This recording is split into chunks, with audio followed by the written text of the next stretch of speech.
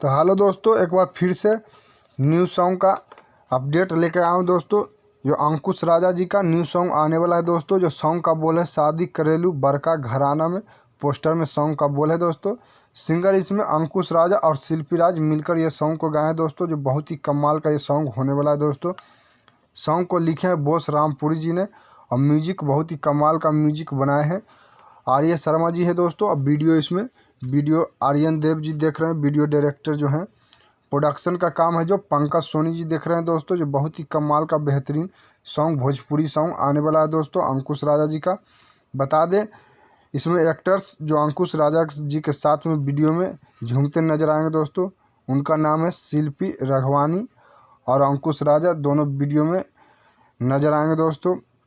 Release का date बता दिया गया है दोस्तों। बता दें रिलीज का डेट है 22 दिसंबर को सुबह 7 बजे है। जो अंकुश राजा ऑफिशियल यूट्यूब चैनल से फुल वीडियो है जो रिलीज होने जा रहा है दोस्तों। जो बहुत ही कमाल का ये सॉन्ग है दोस्तों, तो आप लोग ज़रूर देखें ये सॉन्ग को दोस्तों। अगर हमारे यूट्यूब चैनल को सब्सक्राइब नहीं किया तो सब्सक्राइब कर लो दोस्तों।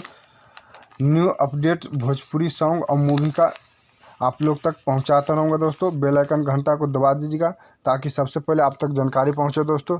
फिर मिलते हैं एक नए वीडियो नए जानकारी के साथ दोस्तों।